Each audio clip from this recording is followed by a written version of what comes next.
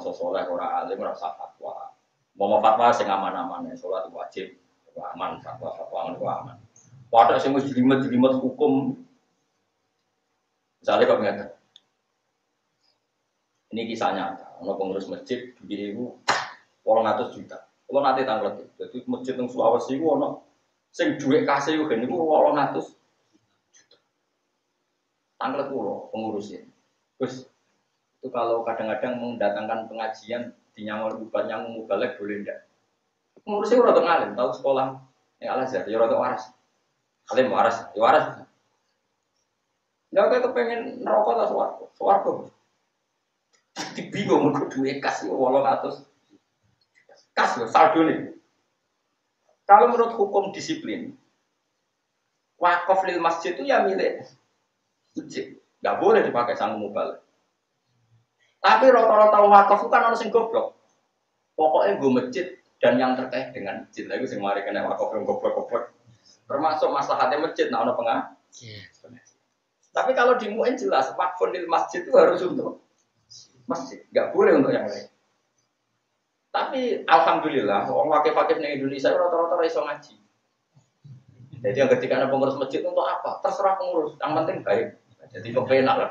Jadi akhirnya gue pengajian. Tapi secara ikhtiar, kalau uang masjid itu tidak boleh keluar yang dari ruang masjid. Sehingga dalam bapakok, mungkin cek kalau lagi buat ya ini yang biasa udah mengaji. Nah kalau masjid rusak. Terus mau direnovasi itu nggak boleh dikasihkan musola, harus yang sekelas masjid. Yaitu carikan masjid yang butuh.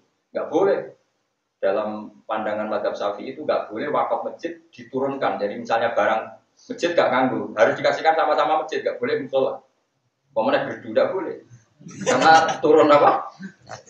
Turun derajat. Tapi di kampung saya pernah bekas masjid itu dikasihkan madrasah, boleh, karena tempat ilmu itu masih di atas tempat ibadah, karena madrasah dengan masjid, ilmu dengan ibadah tinggi mana? Masih tinggi ilmu, masih boleh kalau madrasah. Asal madrasah urip boleh. Ini madrasah mati yo. Nah, makanya ini kan, nah seperti ini, wong soleh rasa kaya cangkem ini sudah jelimet, fatwa seperti ini sudah apa? Jelimet. Itu harus orang alim yang mendalami fikih, karena ini sudah jelimet. Wong soleh harus nurut. Ya kalau ngomong ngoten, ya boleh untuk nyangoni mubalek, tapi cari yang wakifnya itu pas goblok. Tapi nak wakifnya wong alim mau jogeman, mereka mesti niatnya itu kanggo. Pernah lagi saya ditanya, ini kisah nyata, ada tamu dari Kudus tanya saya, Gus, kita ini kalau bulan 10 Muharram punya pengajian besar, itu budgetnya 100 juta untuk penyantunan yatim. Ya memang ditulis di situ. Acara penyantunan yatim piatu Malang 10 Suro itu dapat uang 100 juta. Lah ben yang itu nakakno kiai kon pidato. Wong Kudus kan banyak yang alim. Yang tanya ya wong alim, tapi wong alim yang butuh konfirmasi ya. Wong alim sing isih gak pede lah kalau fatwa sendiri. Dan balik ke sama piro? 2 juta. Terus yang juga acara konsumsi piro 1 juta, berarti 3 juta. Boleh enggak? Tak takoki terus. Ki jenis wong alim sing hati-hati apa sing ngawur? Hati-hati, oleh. Yang nyumbang yatim piatu itu meskipun Muhammadiyah atau PKS atau Wahabi disebut yatim piatu itu pasti mudah nyumbang. Gampang ikhlas ya. Karena yatim piatu itu mujma' alaih, wong mesti iba. Disebut yatim piatu itu orang kan iba. Sing anakno NU lah wong PKS yo nyumbang, wong Wahabi yo nyumbang. Tapi nek disebut mubalek, ngerti mubalek ke NU. Oh, sing PKS ras itu nyumbang, sing Wahabi ras itu. Ayo jajan misalnya ada pengajian sing pidato Pak Sukino apa kok nyumbang. Sing pengajian sing pidato Pak Marzuki Mustamar apa prompai Pak Sukino nyumbang, ayo jawab. Artinya disebut pengajian tuh balik wis lah, sing misalnya pidato rugen aku apa nyumbang. Udah itu jatuh barang ini. Artinya gini, orang gampang nyumbang tuh karena disebut yatim piatu. Tapi kalau pengajian, orang mesti loh. Ono wong medhit tak takoki. Nak yatim piatu nyumbang nanti 1 juta, nak pengajian tak mau 100.000. Tak takoki, kenapa Bang nak yatim piatu kok lo mau 1 juta, nak pengajian 100.000. Kadang kiai ngomong tok, nak yatim karuan. Artinya gini, 100 juta terkumpul muda itu faktornya karena menjual dan memang resmi, memang acaranya yatim. Cuma pengaji kata-kata si tadi panit benda yang pas penyerahan kono pengaji. Entah tolong juta aja nih mau sidik. Ya tak jawab nak kue ikhtiar ya ojo. Sing teko saya itu di saya itu ada orang 8. Bawa mobil 2 atau 3 orangnya kaya semua. Jadi aku di alasan ngamuk. Cara sing teko rugen ra iso ngomong. Karo dene lho jika iku wong sugih dhewek 3 juta iku jupukno sumbangan yatim piatu. Susah ya apa sik urunan 3 juta di luar jatah yatim. Kaji-kaji kandhani go pengajian urunan dhewe wong 10 tapi. Dia Gus siap. Coba ini kan karena kalau pengajian disebut kiainya. Wah, mesti mikir kan. Pemenang nak sing koyo daerah Kudus, daerah Rembang banyak wong alim, pilih-pilih kiai.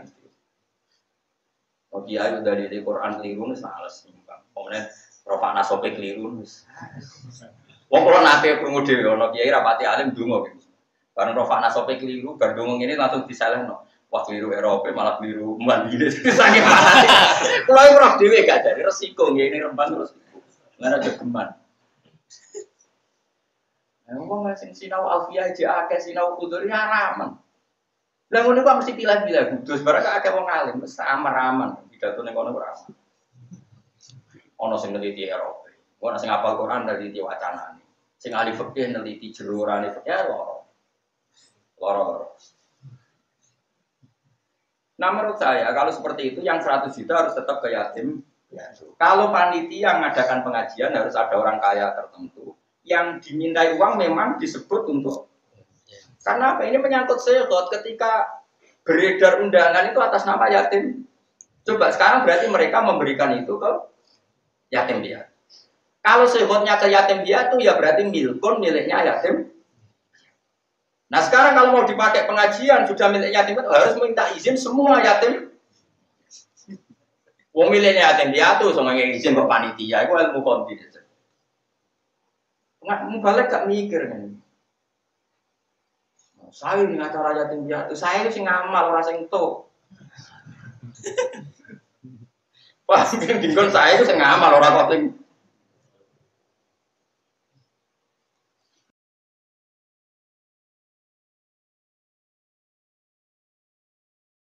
Mana apa sih biasa ngaji aku, tapi pidato mikir. Nah acara yatim piatu boten nih. Tekor tadi jatuh tapi sampai berapa tompo. Atau tak kok ipan ini Hartono. Karena dijawab, gak Harto Subahkan ini keluar dikit sampai itu gak jeneng aku astagfir wong. Karena aku pengen soleh ya Allah. Tapi nak ke soleh ada duit.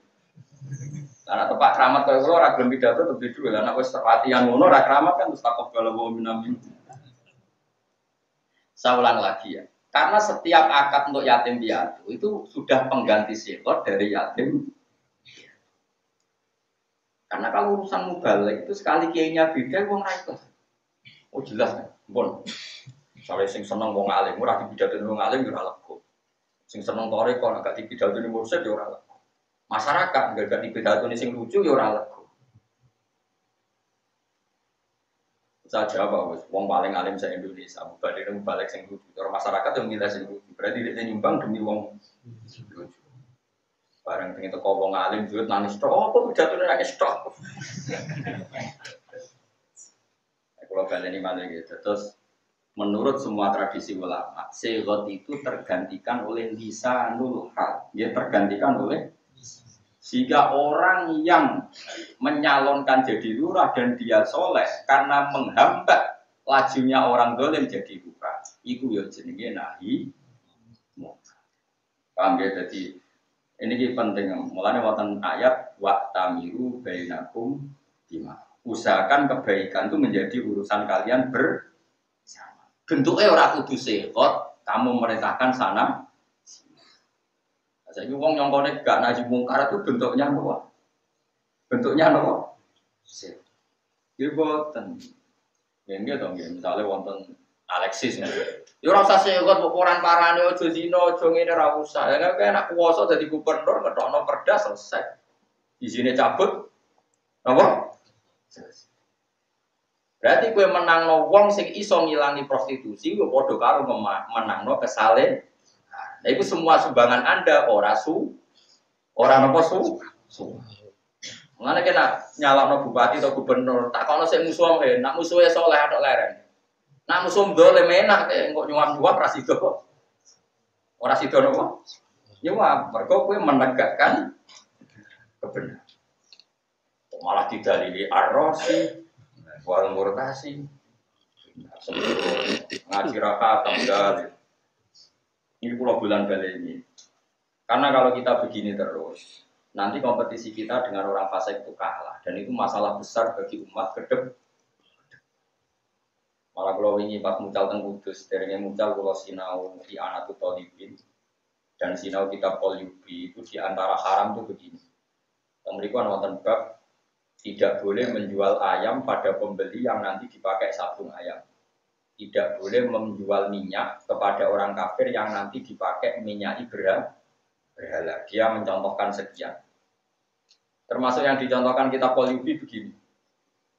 Tidak boleh kamu memegang satu jabatan, wadifah. Misalnya kamu soleh atau alim. Kemudian kamu keluar dari wadifah itu, sementara kamu tahu pengganti Anda adalah orang yang tidak baik. Misalnya saya ini merasa bisa baca tafsir Jalalain secara baik dan benar. Enggak boleh saya mengundurkan diri kalau tahu nanti penggantinya saya itu di bawah saya. Kalau umat bisa mendapat yang terbaik, kenapa mendapat yang buruk gitu? Misalnya aku mau coba bener lamtaro rani ngali sopo marah gaman ing gede atau diganti lamtar diman. Lamtaro daman diwaca lamtar diman. Gula ini kamus nganti mati ora ono. Jadi ning bapak itu ono lapat walam taro lan ora ningali sapa mar'ah gaman ing gede. Ini macane walam tardiman. Terus takok Gus lamtar diman maknane opo?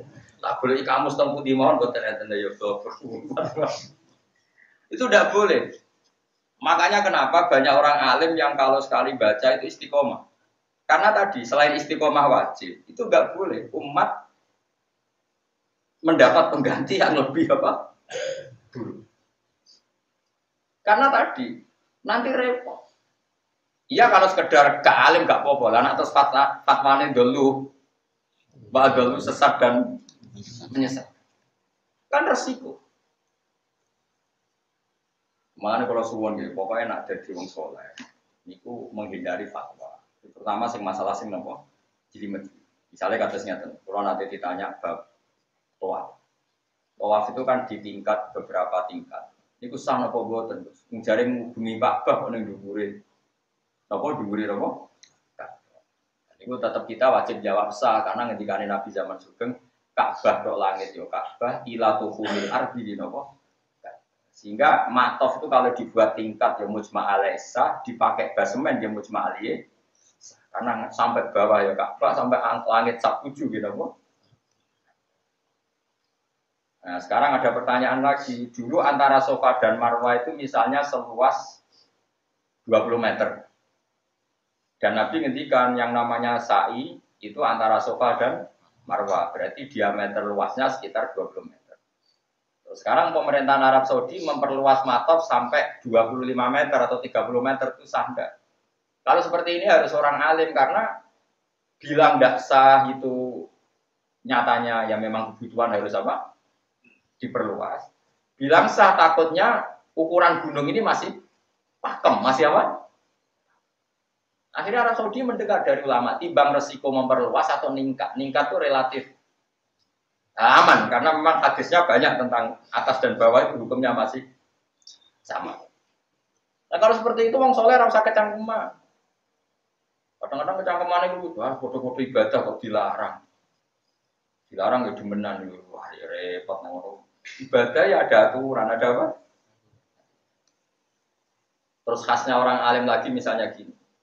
Wong nak tawaf ning Ka'bah kesunatane menjauh dari Ka'bah. Satu ada potensi nginjek asasul Ka'bah. Nah, yang mungkin disebut sagarwan. Karena kalau nginjek sagarwan Ka'bah berarti dia tidak muteri Ka'bah tapi muteri dalam Ka'bah. Terus kedua, orang tahu semua kalau kiswah itu berminyak, diminyaki. Dia ihram padahal pantangannya kena. Seperti ini harus orang alim. Karena kalau orang soleh, para Ka'bah kok ora oleh, itu fatwa opo. Tambah para pangeran tambah. Ora iso ngono dul, iki urusan ilmu mbok antem kromo. Tapi koyo kita itu minoritas. Senengane wong tua yo malah do nyekel iki wah. Abah bungok-bungok. Wong Ethiopia, wong itu. Indonesia ku jek apik anut KPI. Selain dosokan kalah. Yo marek yo anut KPI, yo wedi dosokan.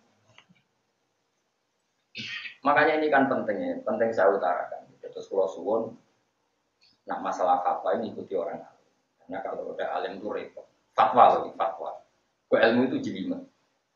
Makanya saya ulang lagi, ilmu itu jelimet. Satu, ilmu atau akad bisa diekspresikan dengan sifat. Dua, dengan akwal. Saya ulang lagi, dua dengan akwal.